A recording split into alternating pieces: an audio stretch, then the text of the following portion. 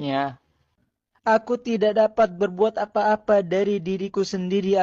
Namanya manusia mati suri, kemudian dituhankan. Iya, shalom bagi kita semua dimanapun kita berada saat ini. Kiranya kita semua tetap berada dalam keadaan sehat dan apapun yang merupakan aktivitas kita sepanjang hari ini, kiranya Tuhan Yesus memberkati. Dan kembali berjumpa lagi di channel kita ini, yaitu Zemayani Yascin. Terima kasih buat teman-teman semua dan juga para sahabat yang sudah mendukung perkembangan channel ini dengan setia. Dan kiranya kita tetap menggunakannya untuk menjadi berkat bagi semua orang.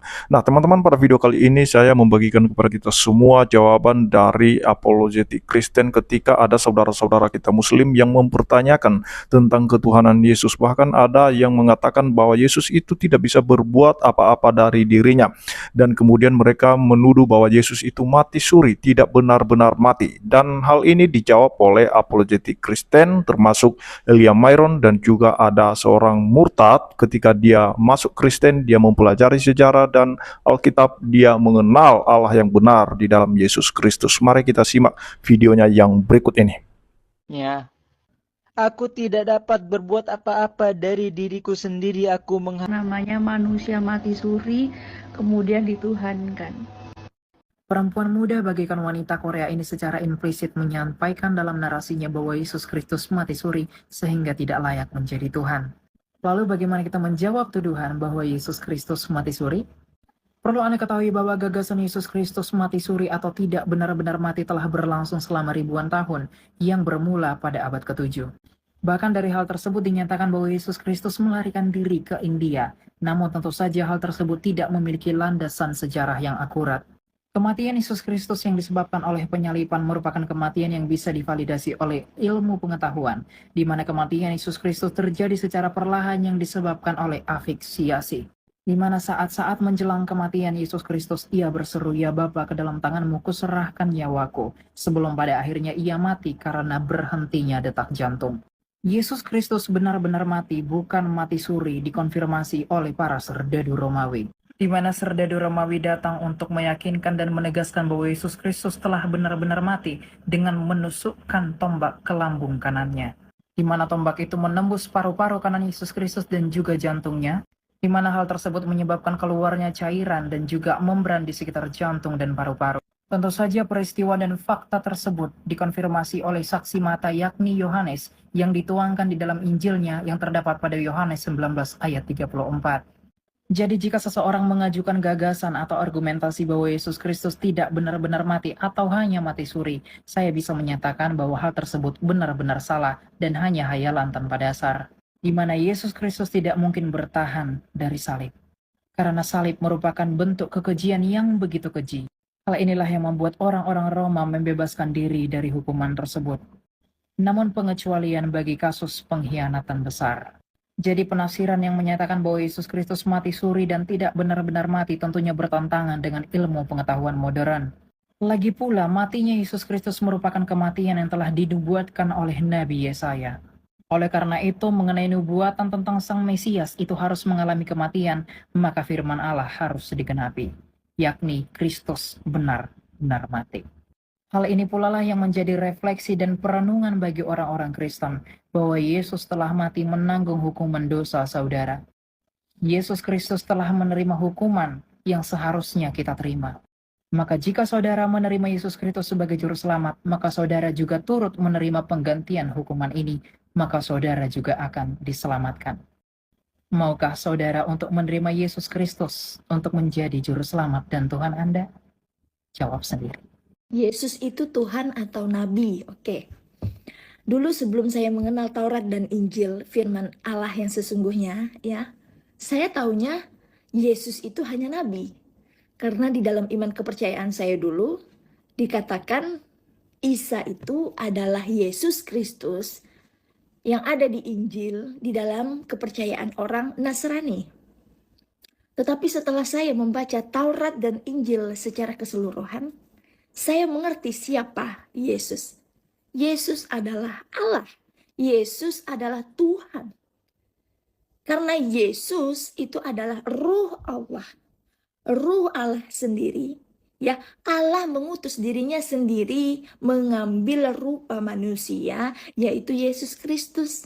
dan diberikannya nama Yesus Kristus untuk supaya manusia mengenal satu-satunya Allah yang benar itu hanya di dalam Yesus Kristus. Itu yang Allah kehendaki, itu yang dikatakan firman-Nya.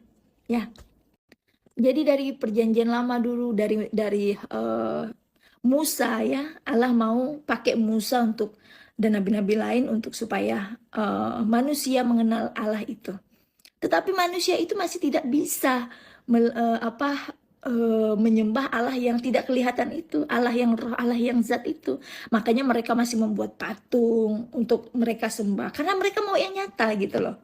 Makanya di dalam Yesaya sudah dinubuatkan akan ada Mesias. Mesias itu adalah Allah sendiri untuk menebus dosa-dosa manusia. Tidak ada satupun nabi atau satupun manusia yang bisa menebus dosa. Yang bisa menebus dosa itu hanya yang suci, yang kudus, yang pasti itu Allah itu sendiri. Gitu ya, saudara ya. Jadi setelah saya membaca Taurat dan Injil, saya menyadari ternyata hidup tanpa Yesus itu mati, saudara. Orang yang hidup di dunia ini tanpa Yesus, mereka hidup untuk dunia. Tetapi orang yang hidup di dalam Yesus, mereka akan hidup selamanya. Karena orang yang hidup di dalam Yesus, mereka juga akan melakukan apa yang Yesus firmankan, apa yang Yesus lakukan, mereka akan lakukan juga. Dan mereka berhak menjadi bagian dalam kerajaan Allah di surga. Itu kekal, itu pasti. Jadi saudara, setelah saya membaca Taurat dan Injil, barulah saya mengerti apa yang dilakukan orang Nasrani, orang Kristen. Ya memang itu yang dikehendaki Allah di dalam firman-Nya. Jadi kalau di luar itu mengatakan hal yang begini begitu, ya terserah mereka karena mereka tidak tahu firman. Salam, firman Tuhan memberkati. Yesus itu Islam, Mbak. Dulu sebelum saya belajar juga saya meyakini bahwa Yesus Kristus itu beragama Islam dan juga nabi-nabi sebelumnya juga beragama Islam. Tetapi setelah saya pelajari sejarah dan saya pelajari juga Taurat dan Injil, teman-teman, ternyata Yesus itu bukan Islam. Ya, bahkan Islam ada abad ke-6 atau 7 gitu ya. Dan Yesus itu ada di dalam dunia ini, teman-teman, berkisar 4 atau 6 sebelum Masehi. Dan Kristen juga berkembang pada abad pertama. Jadi kalau kita pakai logika ya, kayaknya nggak mungkin gitu kalau Yesus itu Islam, teman-teman. Dan ingat ya, Yesus itu datang ke dunia tidak membawa agama, tetapi Yesus itu datang ke dunia membawa kabar keselamatan, bahwa Tuhan Allah kita telah menebus kita, teman-teman. Ya, dan barang siapa yang percaya kepadanya tidak binasa, melainkan beroleh hidup yang kekal.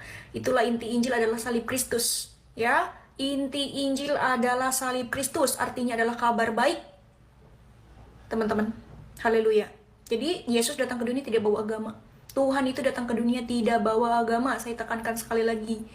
Karena agama tidak bisa menyelamatkan. Hanya satu yang bisa menyelamatkan kita, ialah Yesus Kristus, Sang Mesias, Juru Selamat manusia. Amin. Terima kasih. Salam sejahtera. Nah, jadi itu dia videonya teman-teman ya. Kita sudah mendengarkan bagaimana jawaban para apologetik Kristen termasuk Elia Meron ini. Dia menjawab tuduhan-tuduhan yang dilontarkan kepada Kristen atau kepada orang-orang Kristen mengenai ketuhanan Yesus.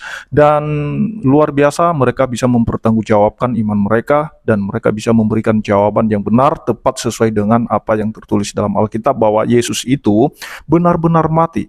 Bahkan kematiannya dinubuatkan oleh Allah kepada para nabi dan itu harus digenapi. Masa Allah berfirman lalu tidak menepatinya? Dan ketika Allah berfirman dan menggenapi, itu merupakan suatu hal yang benar yang harus dipercaya oleh semua umat manusia di dunia ini. Kita percaya bahwa Yesus Kristus adalah Allah yang telah menjadi manusia, di mana sudah disampaikan dalam nubuat bahwa Mesias akan datang, dan juga malaikat sendiri mengakui Yesus adalah Tuhan. Bahkan para rasul yang menulis Injil itu mengakui Yesus adalah Tuhan, dan juga Paulus dalam surat-suratnya dia mengakui bahwa Yesus adalah Tuhan. Terlebih nubuatan Nabi Yesaya di dalam Yesaya 9 ayat ayat 5 itu sudah mengakui bahwa Yesus adalah Allah, Dia Raja, Allah perkasa, Dia Bapa yang kekal. Dan itu sudah jelas, tidak ada yang perlu diragukan tentang hal itu. Dan biarlah kiranya apa yang sudah didengarkan oleh saudara-saudara kita Muslim, dan mungkin ada beberapa orang, para polemikus juga yang mempertanyakan tentang ketuhanan Yesus, dan biarlah kiranya kebenaran itu benar-benar menyentuh hati mereka ketika mereka membuka hati dan pikiran mereka, karena tanpa hati yang terbuka dan juga pikiran yang terbuka, kita tidak akan pernah bisa memahami kebenaran itu, kecuali Roh Kudus yang mengaruniakan kepada kita iman yang luar biasa. Karena iman timbul dari pendengaran, dan pendengaran oleh firman Kristus, dan kita tidak pernah bisa mendapatkan kebenaran itu dengan dasar hati yang benci, dengan pikiran yang jelek atau negatif terhadap ajaran Kristen itu sendiri. Karena kebanyakan orang membaca Alkitab karena bukan untuk mencari kebenaran, melainkan untuk mencari kesalahan Alkitab.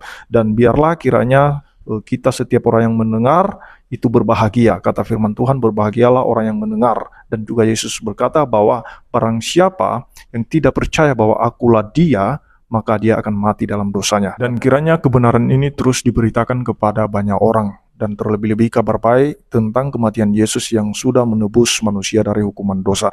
Demikian yang saya sampaikan, kiranya Tuhan Yesus memberkati kita semua. Shalom.